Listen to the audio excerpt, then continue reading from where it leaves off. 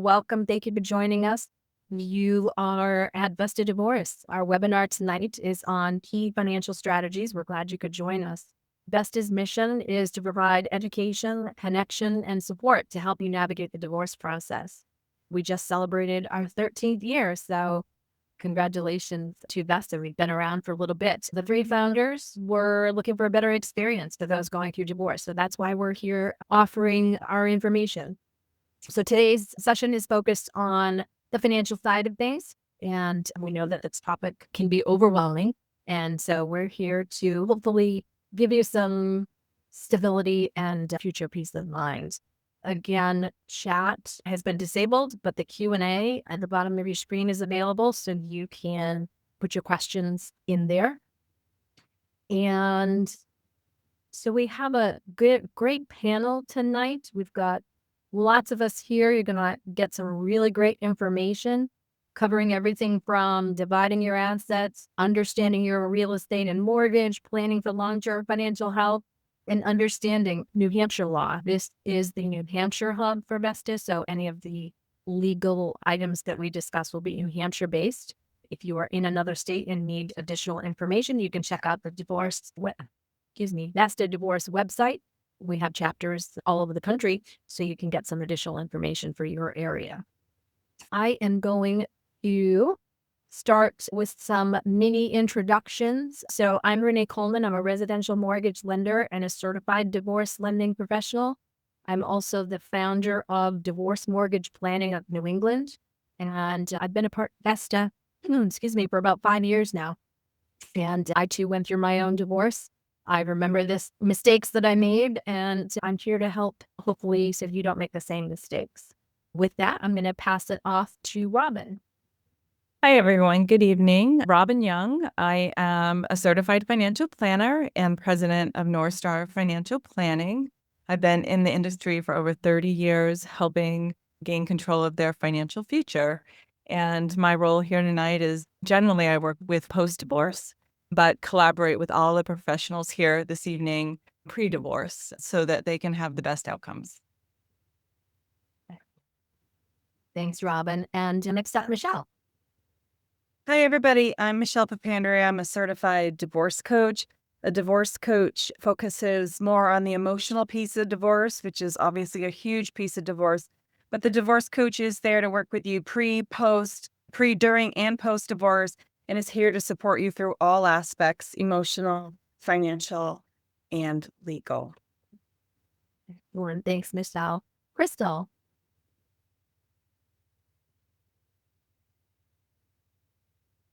Hi, sorry.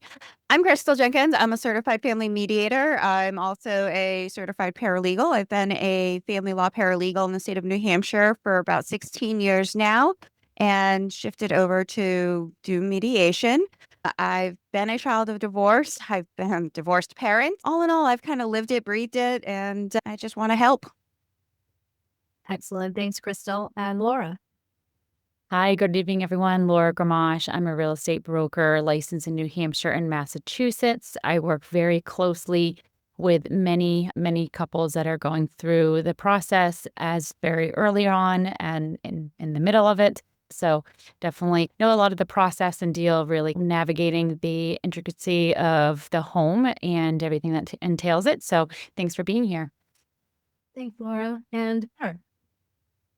Good evening, everyone. I'm Barb Shigog. I am a CDFA certified divorce financial analyst as well as a CPA. So I am the numbers person, love tax returns, love to get my hands on information.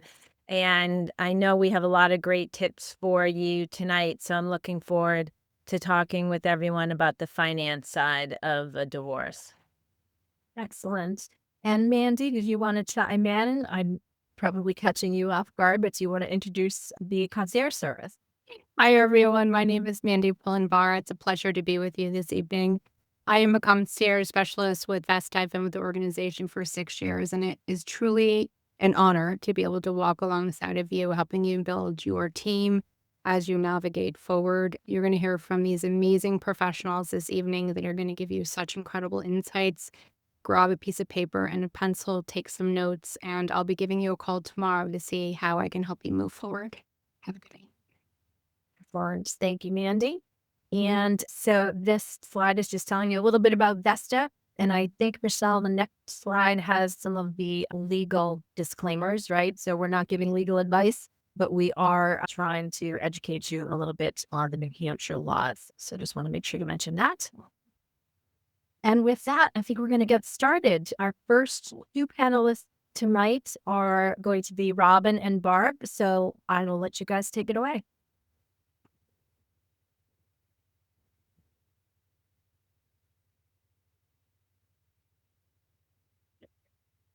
So our role here this evening is really we're trying to talk to you about money and mindset and getting your arms around the finances. And there's a lot of things as we walk through this presentation today that we'll be talking about a before, a during, and after. And Robin, do you want to share some of the mindset that we want everyone to get into tonight? Absolutely. So money and mindset is really about your attitudes and behaviors around money. And when you're going through a divorce, you're coming in with this backpack of history, experiences, values, and divorce. And that could be things that you don't want anymore, the things that you collected as part of your relationship, either, with your family, pre-marriage. And this is your opportunity really post-divorce and even while you're going through divorce, to start to create your own financial future. So money really can be used as a tool for financial freedom and financial independence. It starts with knowing your numbers. It starts with your attitudes around money. So exploring that with someone you trust, whether it be a divorce coach like Michelle or your financial advisor. I work with a lot of my clients on attitudes around it and what's important to them. What was important to them when they were married may be very different than what's important to them as they venture out on their own. Starting to unravel some of those feelings and behaviors is a good starting point. Staying positive, it's not always easy to stay positive and focus on abundance when you might not be feeling that way. But negativity can often breed negativity. And so it's really finding ways to focus on the things that you can control, the things that you can do to make positive steps to move forward in your life will help you really move forward and find ways to build that financial confidence that you need to gain a strong sense of financial well-being. So that's a huge part of the work we do with clients because they're in transition, a lot is changing, and we really want them to gain financial well-being. And you do that by taking action, by understanding what you have, by understanding your choices. So part of that will be setting new financial goals and to really focus on what you're grateful for. And there's lots of things that you can be grateful for in your life, and really getting into the practice of that can help you start to shift your mindset around money and kind of definitely come up with your own relationship with money, which may be very different than the relationship that you had prior. So I guess that's what I'd want to say. It's a huge transition. It's a time to pause and really reset and give yourself the opportunity to recreate that life. And it's also a time to gain independence. Several of my clients really had little to do with the money. They maybe took a more active role in raising the children and always felt like the need to be accountable to someone. And now it's going to be your money and it's your opportunity to do what you want with it. No one restricting you and what you do. It'll give you a chance to gain some independence. So I think that there's you can move forward positively through this process. Yes, and it may be the first time managing money on your own, and that can be really scary, and that's completely normal. So having a team and finding the right people to help you will also, having someone, as Mandy said earlier, to walk with you as you make these decisions, as you face these challenges, can really benefit you long term. So great.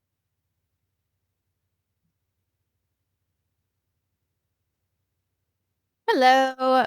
when it comes to sources of income, there are four main sources of income that are generally reviewed when talking about divorce. There's one, child support, there's alimony, marital property, and employment income.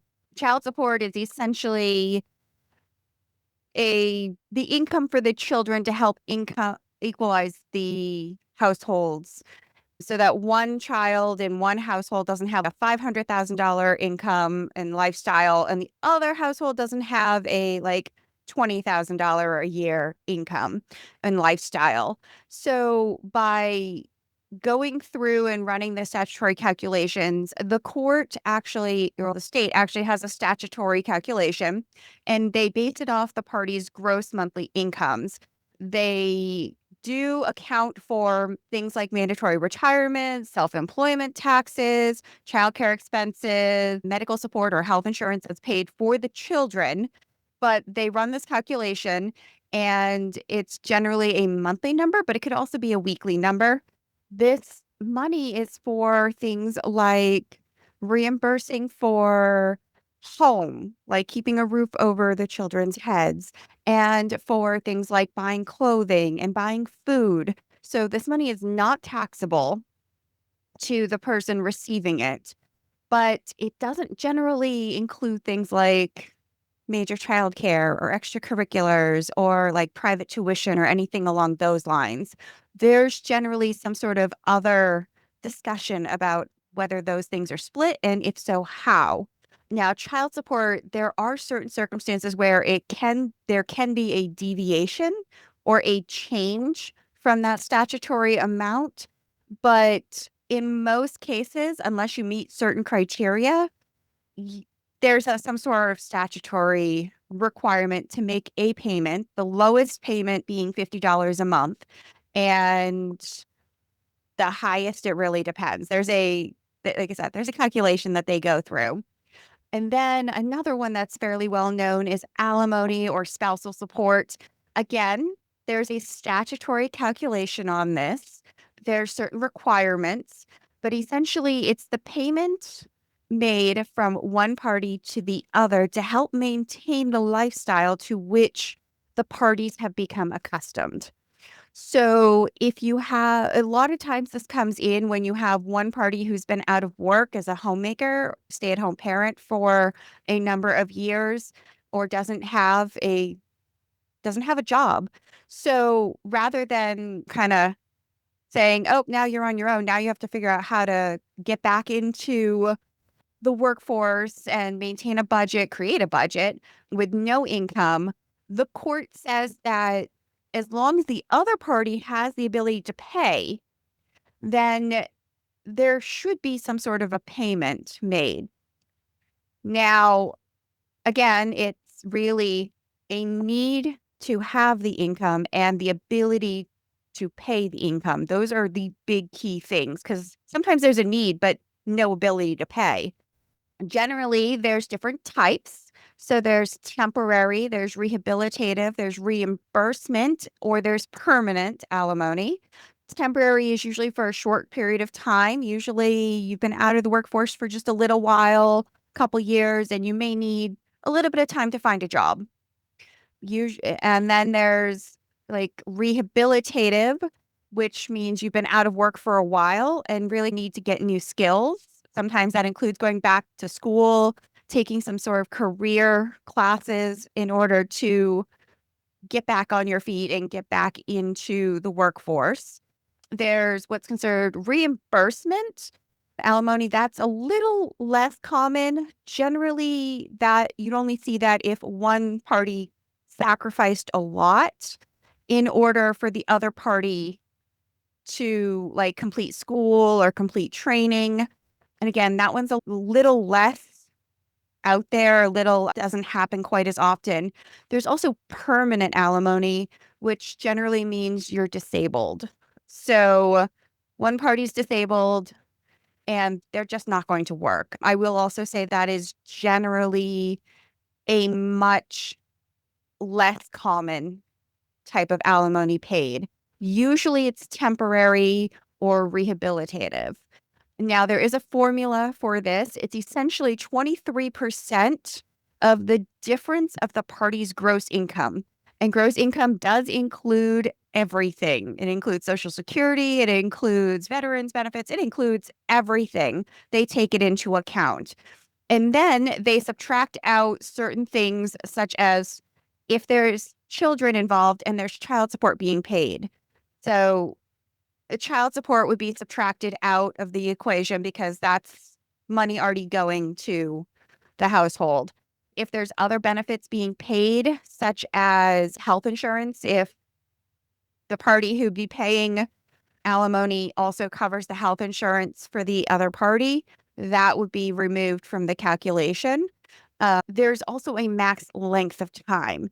Alimony is generally a maximum of 50% of the length of the marriage. So if the marriage is 10 years, the maximum would be 5 years. If the marriage is 5 years, the maximum would be 2.5 years.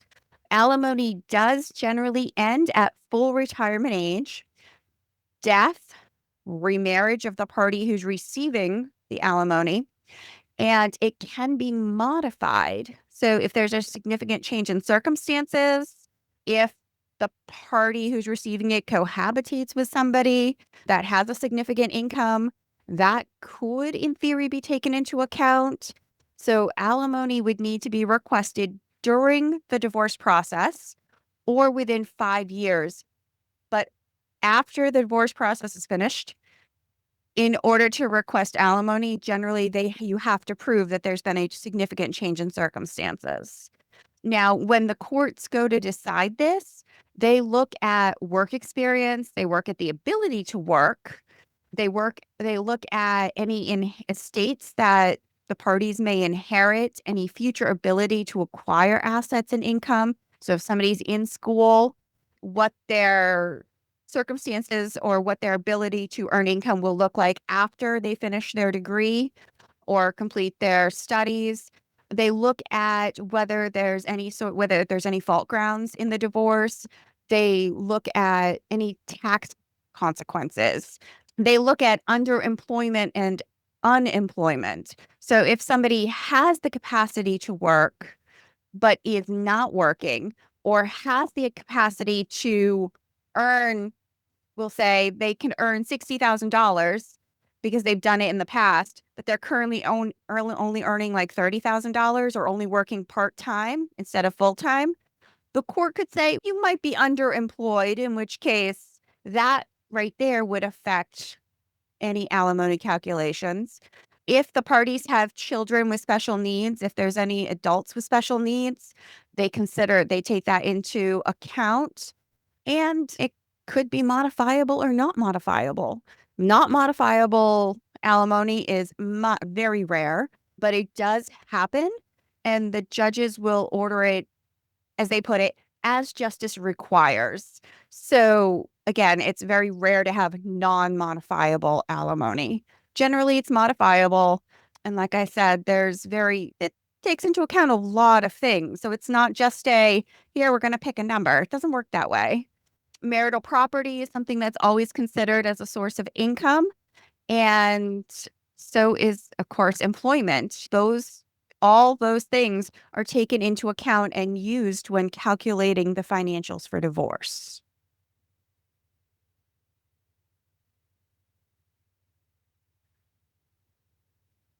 So I wanted to start with just talking a little bit about what you should be doing if you're thinking about telling your spouse that you wanted a divorce. And I think anyone who's on this call that's going through it hopefully can look back and say, oh yeah, I wish someone had told me some of these. Really, I can't say enough. Documents, whatever you can get your hands on, you want to make sure, just take pictures of things, just really try to get as many documents as possible, because what you will find out is your name might not be on all of the financial records. Convenience, maybe the joint bank account is really only technically set up in one person's name because it was one person that went to the bank to open it up. So there's a whole host of reasons, but I think while you're together and while there is there, you have access to this information. Try to get as much as you can.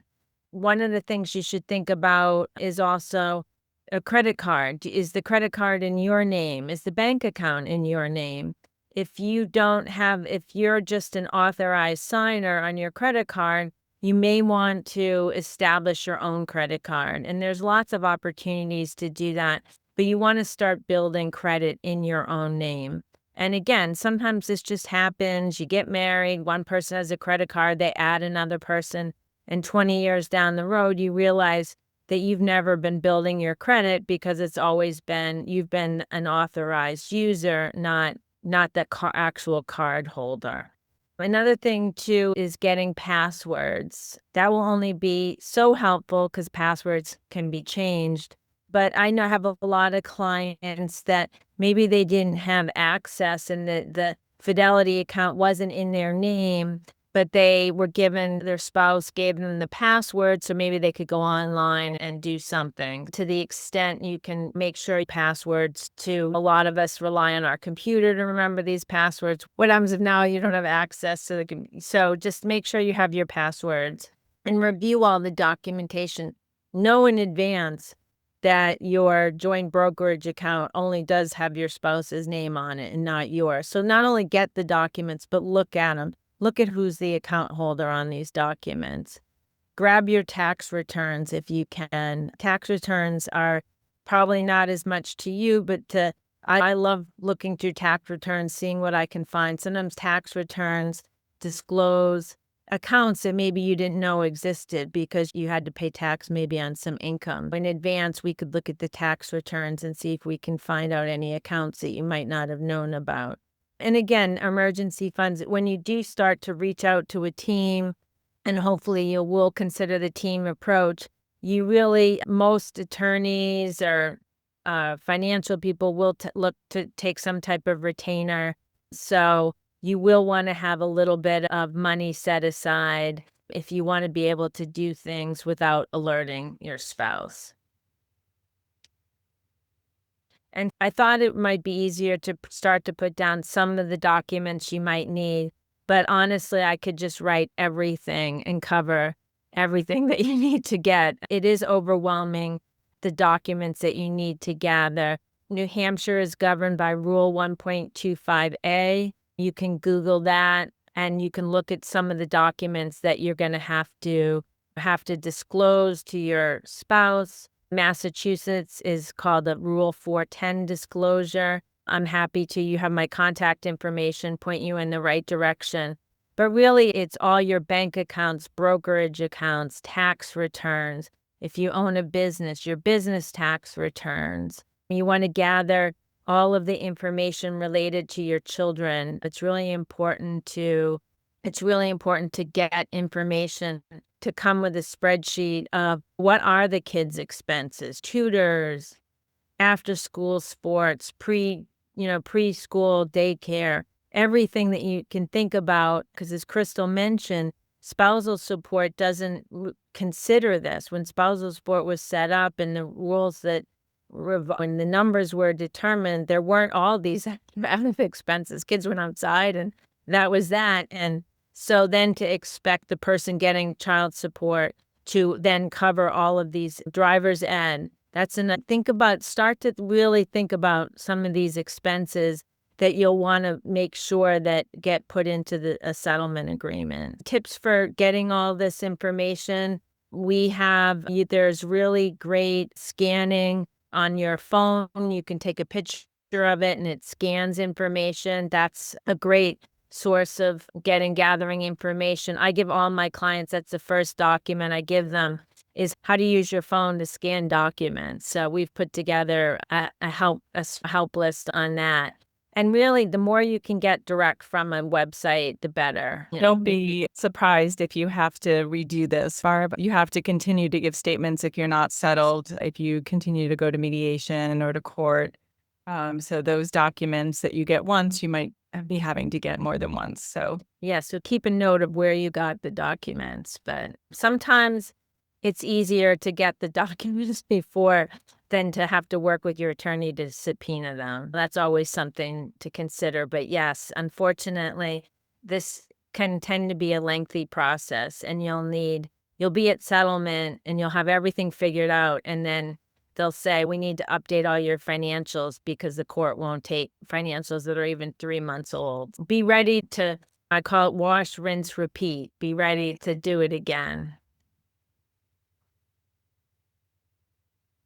A budget. Everyone loves to hear that they need a budget. And although it's really helpful from a financial planning perspective, all of the financials, Maine, New Hampshire, Massachusetts, Vermont, I'm sure every other state, with your court documents, you will need to submit a budget.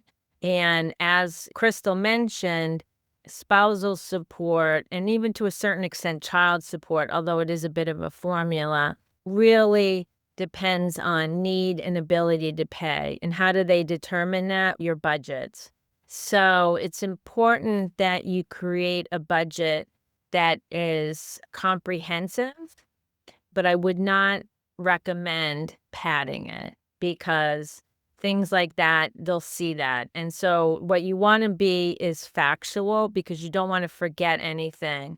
And don't just say, I'll just add 500 miscellaneous. That could get tossed out because people will go through your budget. If you are in a litigated case, the other side is, unfortunately that's called, will look at your budget and they might question things. So it's really important that you, one, live within your means while it's going to be hard if someone moves out, you're now living on a shoestring because you may not have access to money right away, which is, again, one reason why it's always important to make sure you have access to a joint banking account and it's not just in your spouse's name and you're at the mercy of them to transfer money into your account. You want to have a budget for right now, but what you'll really need too, you want to make sure you don't overspend while you're going through this because you will have expenses.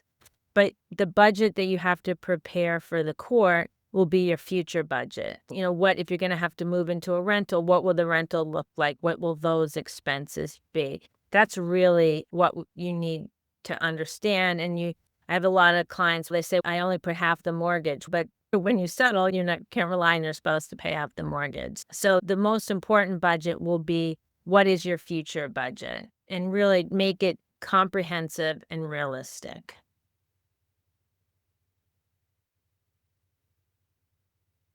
And then our goal is to work with you to maximize your settlement.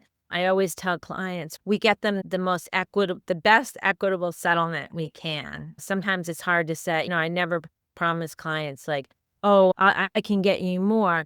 But where we can really help is having understand what you're getting is really the most important way to maximize your settlement. Understand if you get handed a brokerage account and half of it is gains, that it's going to have a tax liability. Understand if you have retirement assets. Obviously, these are assets that you cannot touch without penalty until you turn 59 and a half. So it's really important, and that's really key to where Robin and I can come in and help you. And a lot of times we can't so much help you. Maybe it's a 50-50 division, but we can help you make sure it truly is. You are getting what's on that piece of paper is really the best way to maximize your settlement. And we also can help you understand maybe what would work better for your situation. We look both short-term and most importantly, long-term, because it's important. You're going to be handed maybe a lump sum of cash. Someone just bought you out and you're like, woohoo, look, I have all this money. But it's really important to think about retirement and your longer term goals and make sure that you're very strategic about how you set up your funds. The other thing too is understanding the spousal and child support. So spousal goes away if you were to cohabitate with someone or get remarried. Child support doesn't. Spousal support is also based on how long you've been married child support is based on how until the child turns 18, or in Massachusetts, it could be through college. That's another place that Robin and I can really help you out, and our financial planner, thinking about what would make more sense to get more spousal support. Child support's pretty much determined, but there are things that you can get. Maybe you want to get all your spousal support up front, because then that gives you flexibility to have a relationship in the future and not have anyone, or not be tied to, I can't get married, can't have a relationship because I'll lose my spousal support, which I really need. There's a lot of ways to really think about how you want to get your settlement. And that's the goal of the financial team, is to figure out the best way to get your settlement. And also to manage your debt wisely. I don't take out or spend extra because you think my spouse is going to get stuck with that, with half of it. That's not always the case. You want to be sensitive about, you don't want to, but you have to live your life. You don't want to underspend, but don't assume that because it's on a joint credit card that they're necessarily going to be liable. Technically, yes, but you want to make sure that you do things smart. I had a client that quit her job because they said, people around her told her, oh, you'll get more spousal support. The court actually said, oh, you can work, and they imputed income. The court can do things like that. So you really want to just stay the course and live your life and don't make any drastic changes.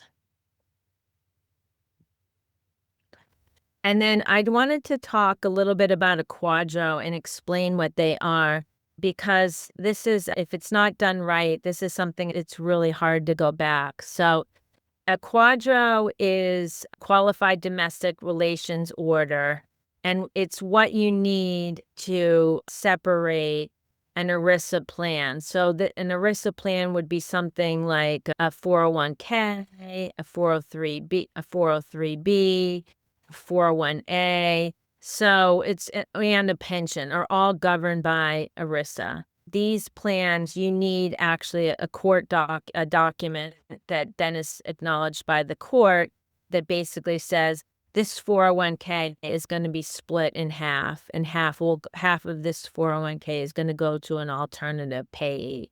So it's important that you work with someone that's really does a lot of QDROs. You will have to pay a professional to do it.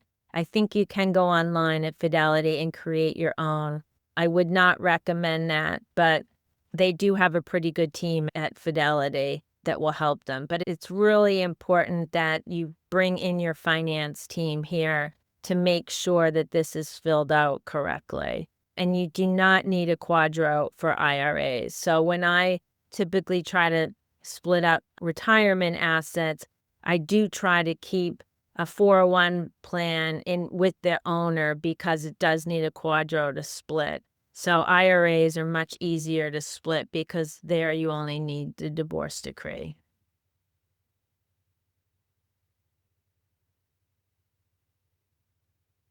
Thank you, Barb. So we're going to shift to creating a plan for your future. And the first bullet of get divorced financially and gain control of your assets have specifically to do with the QDRO, because you can get divorced legally, but you don't really have any control of your financial future unless you get all of those assets retitled into your name. And generally, I think once you're legally divorced, you may want to take a break, have a little bit of peace and regain your footing, which is important. But this is equally as important, if not more important, to get on this piece of it and stay diligent, because it is a lengthy process. And the faster that you're in control of your assets, the more freedom and sense of well-being that you will have. QDRO is a critically important part of that process. And I don't know if you want to speak to this, Barb, but remaining cordial with your ex is really helpful, because if they're in control of the assets and the relationships and signing of documents, they can really hold up that process. They definitely can. Yeah, I've had several cases where all they have to do is acknowledge an email and they don't even do that. So it can be a very frustrating process, but it is really important to, as soon as you don't even let the ink dry on your divorce decree. The QDRO can't be done until after your divorce, and the retirement assets can't be split till after your divorce. But as soon as you do get at it, Robin's point should be very well taken. Just get control of those assets immediately. Yes, you can set up accounts to receive them, establish a relationship Get ready for it. with an advisor while you're getting in the pre-divorce phase to gain control of your team so that you know exactly what you're going to be doing and you have some hand-holding during that process. We work with here. It's overwhelming. So I can't emphasize that enough. The second one is knowledge is power. Know your numbers. It's the well-being mindset that I talked about earlier. Barb talked about your budget and getting a handle on your cash flow. We're going to go through that in more detail in a couple slides. But knowing your numbers really is power. You're able to then focus on what you can control. You can move levers to your advantage. You know what you value. You can align those things. Don't be afraid of knowing your numbers, even if you're feeling that you've never managed things before, you're feeling scarcity. Knowing your numbers will help you start moving in the right direction. I'm not going to talk about create a budget. I feel like Barb did a great job with that. That just continues in your post-divorce life. And I shifted to cash flow because I like to focus on your ins and outs. And then we have, Barb also talked about emergency fund. When you're post-divorce, it's equally as important because you want a place to go when things happen. You're in charge of yourself now and really may not have someone to rely on. So making sure that you have a place to go if you own a home and you have repairs or children, it's just a really important thing to put in place with some of the funds that you get from your divorce settlement. Retirement savings, contributing to your retirement plans so that you can secure your financial future. Part of knowing your numbers is creating a financial plan so that you can get on the right track to creating a plan for retirement. And that retirement savings is a component of that. So it's cash flow related. How much can I do and how much do I need to do? And it's that balance. So then we have adjust your tax withholding. One of the big changes is your joint tax return now is a single tax return. And if you're receiving employment income, then your tax withholdings might need to change if now you're in charge of investment accounts and different capital gains. I don't know if any assets would need to be sold.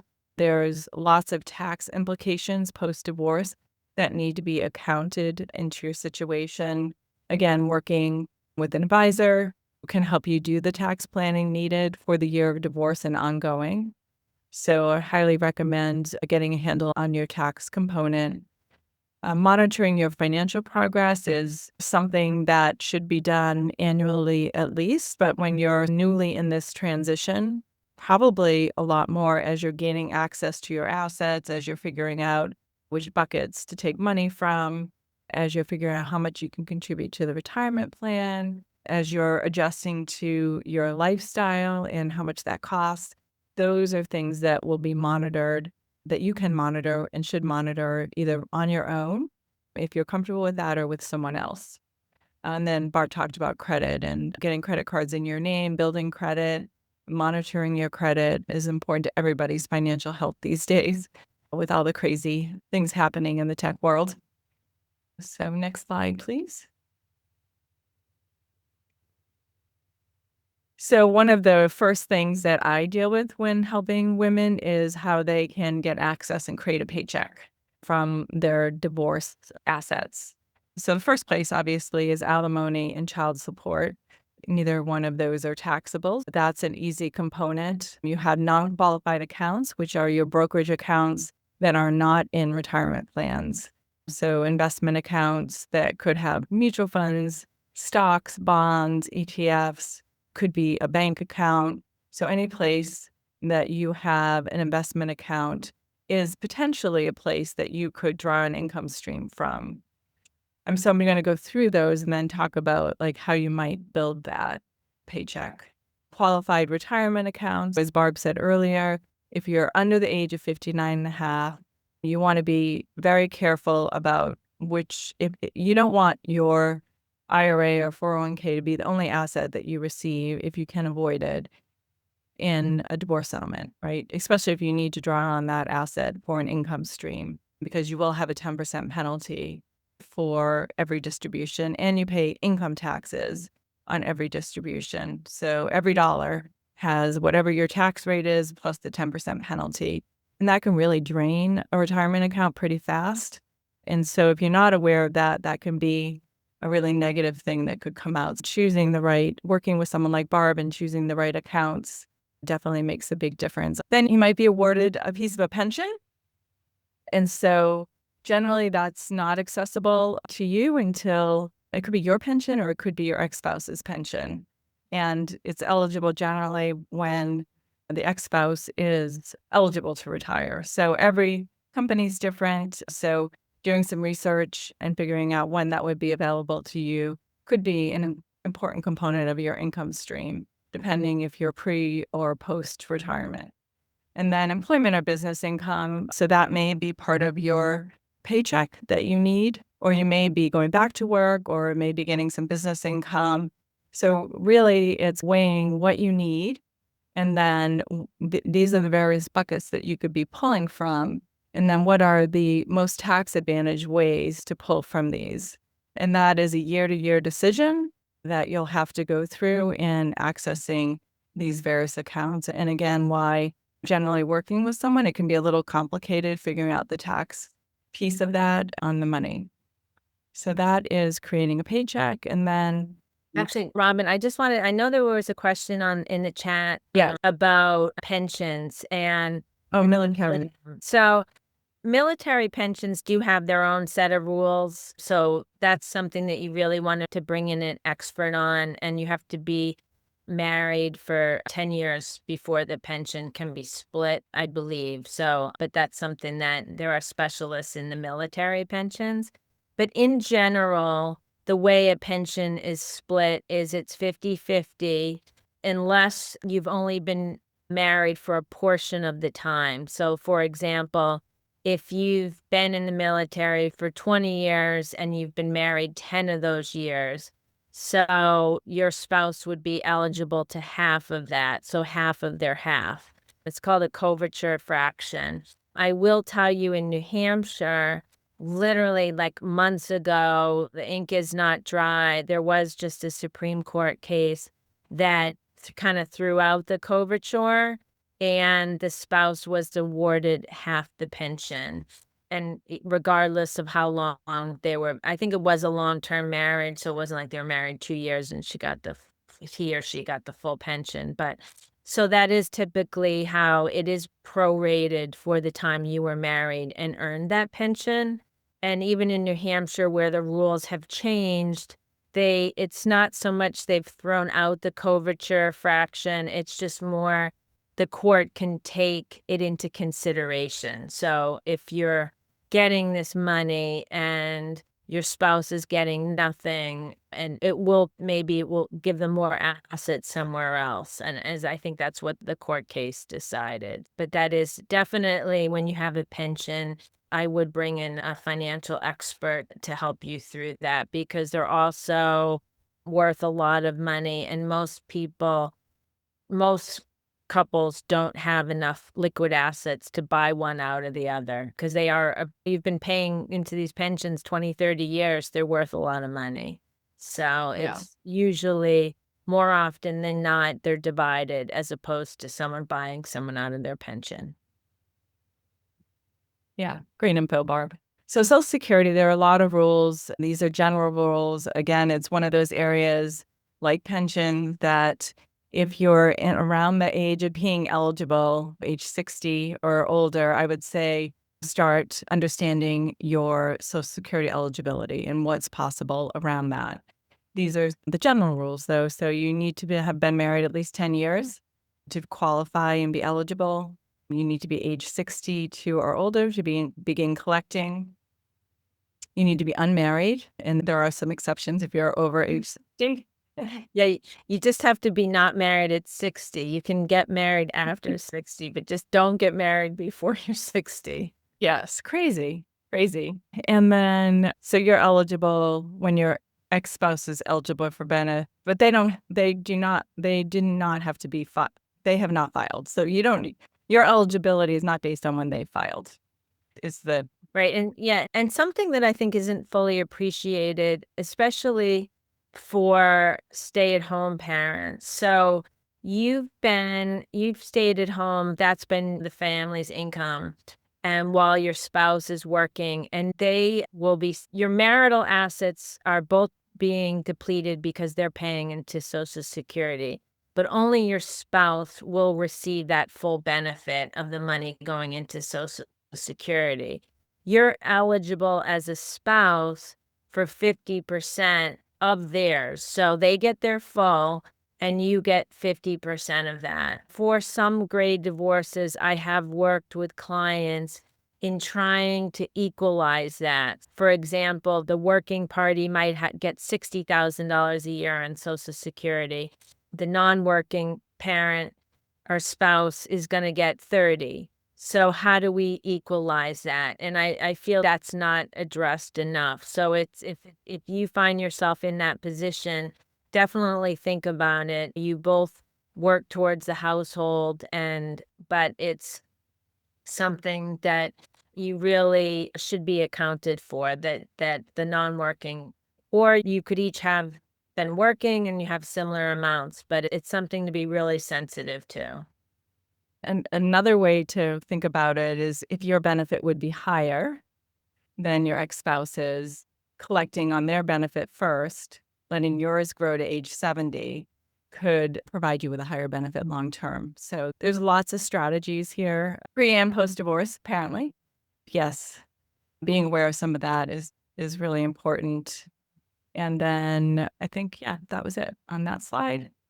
On beneficiary designation changes, so an IRA, 401k, life insurance, all go by operation of law. So whatever you have at those individual companies as listed as a beneficiary, post-divorce, and you pass away, your assets will go there. It does not go via the divorce decree. It does not go via your will or trust. All of that goes by operation of law outside of all of that. Getting your beneficiaries updated on those items is critically important to making sure that your assets go where you want to go for children or whoever, really. So that is a really big piece of one of the first things that we do with clients is getting all of that stuff changed. Put that high on your list, I would say. So when you need to change is right away.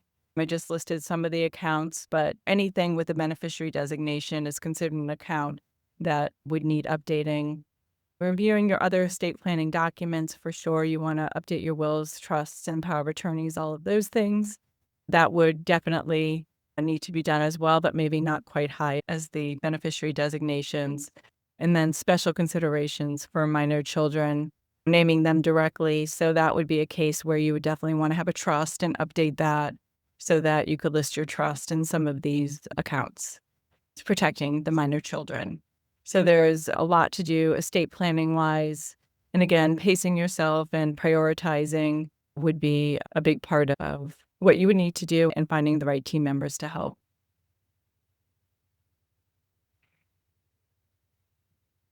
This is always the question everyone has. Should I keep the home? And I don't know if we can say it depends. No one really likes that answer either, but it's really not as straightforward as that. And that there's so many factors that go into it. One of the things that we really don't like to see is trying to keep something that you can't afford. So that's key number one.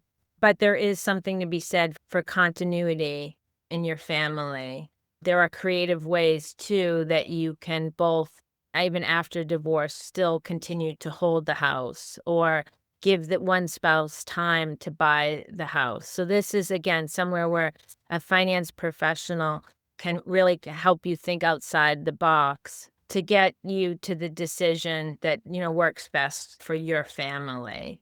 And there is just a couple things to consider is does it make sense if you have a large capital gain in the house?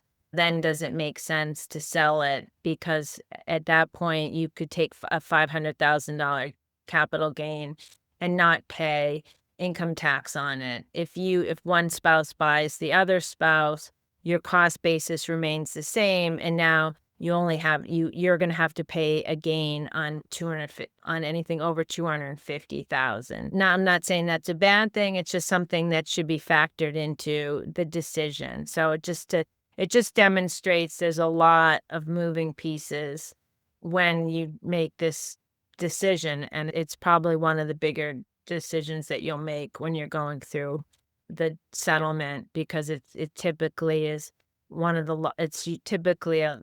larger assets that you'll have. And I think that selling the house during the divorce, you then have both parties sharing in the cost of upgrading and getting that house sold. And I imagine that Laura could talk about that a bit, because if you get the house post-divorce and then you have to deal with selling it a few years later and nothing's been updated, there's huge costs with that. So we'll hand it over to Laura. Oh, you're muted.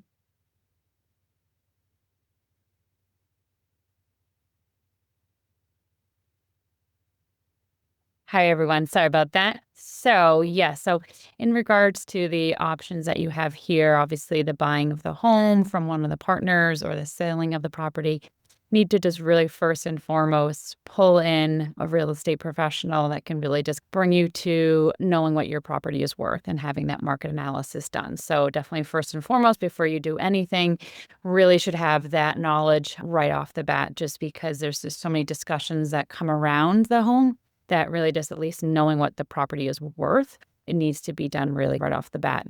Some, of course, attorneys will require that there needs to be an actual certified appraisal that needs to be done at the process, but where there's a fee with that. Get a real estate agent in the mix for a market analysis. There's no cost involved with that. So that's, again, really just right off the bat there. You can just do something without no monies, and so no one paying for anything at that first kind of check. So with the property, in terms of, yes, the options, if someone's going to buy the property, again, there's like the Robin and Barb kind of mentioned, if the property has been sitting for a little bit and there's only one party in the property and not, we do run into, has the property not been maintained properly? Do we need to really focus on a lot of those things if we are going to go to the market, right? And then there's costs involved. Who's paying for that? Are we factoring that in? You're going to be factoring that in to rolling that into your lump sum, of course, of within your settlement. In regards to other issues, like they've already brought up already, so I don't need to reiterate, I think you can underline budget, right? Just knowing that budget, right? And just before you even consider thinking of buying out the other partner, is that, can you actually afford that on your income? And I know Renee will speak more to that momentarily. So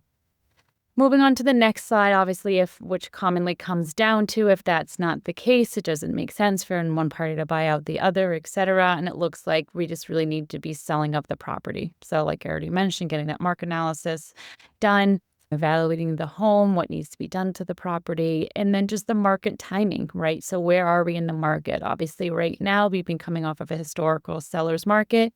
However, we are in a shifting market at the same time, right? So different parts of the country just are feeling different aspects of the market. So keeping that in mind, right? So where the timing of the year, of course, in New England, our spring, summers typically are very busy season, although we've had some years that it just stays pretty steady through the entire year.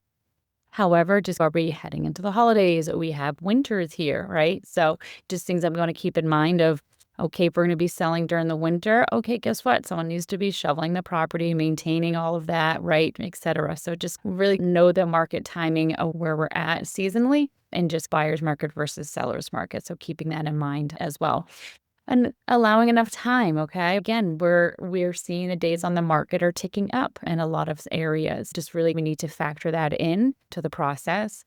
And then also we need to have the same conversations of, where is your post-divorce living, right? So are you going to be looking to purchase monies that you're going to be receiving from that? Are you needing to look into a rental if you're still habitating at the property? Like, what is that going to look like? So that's something that we really need to have those conversations and make sure that there is a game plan for both parties and where those are going to go. So we can actually really work at getting them shifting and transitioning to that kind of post-living situations.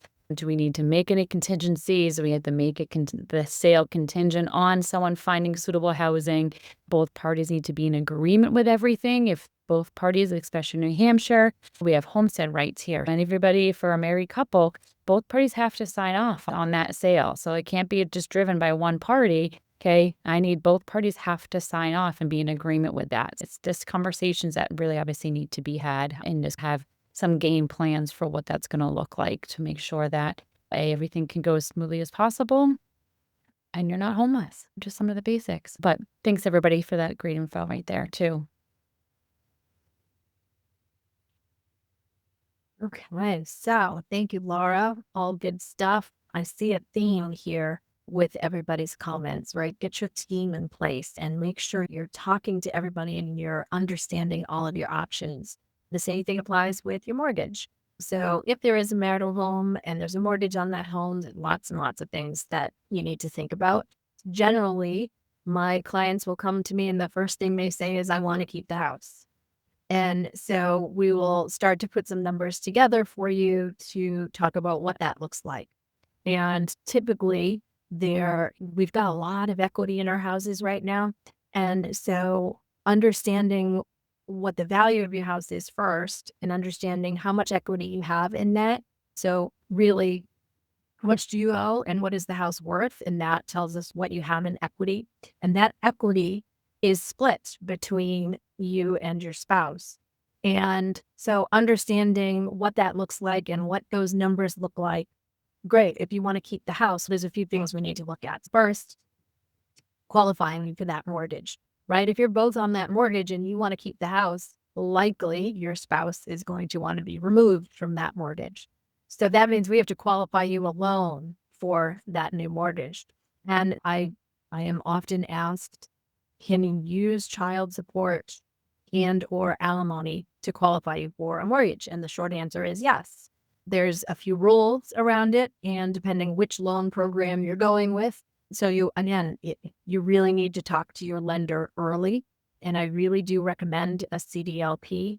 Nearly 70% of divorces involve real estate, but less than 1% of mortgage lenders have divorce experience. So the guidelines change, mortgage guidelines change when it comes to divorce. So you want to make sure you're talking with somebody that really understands the process and understands the rules. So qualifying your income, again, there's some rules around it. So we want to make sure that your final divorce agreement is going to coincide with those rules, right? If we need support to qualify you for a mortgage and we need to show that support that you've received it for 6 months, but your settlement agreement says you have to refinance in 90 days, that's going to be a problem. So we want to make sure that all of your team are on the same page, right? So I could put the numbers together for you and what you would qualify for, because the numbers that we use are different numbers than somebody like Barb is going to use when she's looking at figuring out what your support, whether you're paying or receiving support. Those numbers are different than the calculations a lender uses. So once we have all of those numbers and you've talked to your financial advisor, you've talked to your realtor, you've talked to your coach, you've talked to your attorney, you have all of the information that you need. And I do want to remind you of your credit. So I know, I forget who was talking about it first thing today on this call, but we forget what debt is in our names, right? I forget, is my car in my name or is it joint with my spouse? And credit cards, I've added my spouse or over time, you forget. So it's important, and a lender can pull your credit for you. And there's other places that you can get a hold of a copy of your credit for free. But you want to see what debts are in your name. That's super, super important, because as you're going through this process, you want to make sure maybe you weren't the spouse that managed the finances, right? Everyone takes on different roles in the household, and you may not have been the spouse managing the money. But going forward, you'll want to be sure that any debts that are in your name, those payments are still being made on time, because your credit score is super, super important. if you do need a mortgage, whether it's refinancing your existing home, whether it's assuming your existing mortgage, or whether it's buying a new house or even a rental. Your credit's going to come into place, and we want to make sure that we're paying attention to what's in your name. And talk with a lender before you close any cards. Maybe there's some joint cards that we need to get rid of or to close, but be mindful that's going to have an impact on your credit. So talk with us early before you do anything so that we can make sure that you're getting the right information. I do want to mention quickly on assumptions. This is the most important question I get asked from people. Can I assume my mortgage? Right? We have a 3% interest rate, and I don't want to get a new mortgage at 6 and whatever percent. And so a mortgage assumption is something where you take over the existing mortgage. You assume the existing mortgage by yourself, right? If both spouses are on it and you want to assume that mortgage. So you'll have to check with your lender specifically, not the loan officer that you might have worked with, but your servicer, your mortgage servicer, where you make your payments every month. You have to ask them. There's some lingo that you'll need to know to ask, because ultimately they're probably going to say no. But if you ask the right questions and let them know that it's pertaining to a divorce, they're getting a little more flexible about that. You'll still have to qualify. They won't just say, oh, sure, we'll take spouse 2 off and leave the mortgage in spouse 1's name. They will make you qualify for that. So again, have a conversation with a CDLP, preferably, to go over your options for a mortgage assumption tonight. And I think last but not least, we're turning it over to Michelle. Yes. Last but not least, wow, that was a lot, really helpful information. A lot of reminding me of a couple things I did wrong with my divorce. So that was great information I wish I had known. So that seemed probably a little overwhelming, you guys. But when you work with a coach is here to help you with all of that, everything that was just said, including the word we used quite a few oftentimes, budget. As a coach, we work on the budget as well and talk about even ways to save money. But one of the key things we do in coaching is we set your goals or we set your priorities so that we understand where you want to be, how you want to be, whether it's during your divorce, after your divorce, how you want to show up to mediation, show up with your lawyer, and constantly come back to what are your priorities, right? Talk about what emotions come up with your priorities, especially around the house. As already mentioned, if you wanted to keep the house, what does that look like? How would you afford certain things? Do you shovel the driveway yourself? Do you mow the lawn? If you pay for someone to do these things, will you have that ability in the future and work on that future budget? Financial discussions can really be emotionally charged discussions. So try to take a pause if you're getting heated in a discussion, or take a pause if you're not sure how to answer a question. Depending on the situation, you could even say, could you just give me some time to think about the options that you've just provided me? If your partner is giving you different options, or maybe they're presenting things and you just don't understand, just take a pause.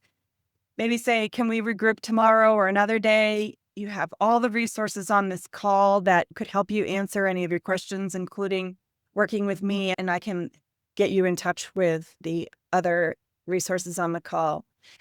And then one of the big things with the coach is trying to detach yourself from the emotions. Finances, they're numbers. They're not who you are.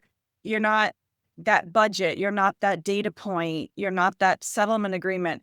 But also sometimes what I see is my spouse told me they're not going to pay me child support. They're not going to pay me alimony. But as you just heard everybody say, those are calculations. Those are laws. Those are things. And that's coming from an emotional place. And it really charges up your conversations emotionally when people are saying those things. Or sometimes people are using money as a retaliation. I've heard people want to hold their spouse's feet, like kind of feet to the fire. So they're trying to get things that are a little bit more because it's emotionally charged. And so we would talk about where you're coming from and why you might be wanting something that's drawing out your divorce process. I think that's about it. Did anybody have questions? Were there any questions in the Chat while I'm talking. I'll also add on that last point, detach emotion from numbers.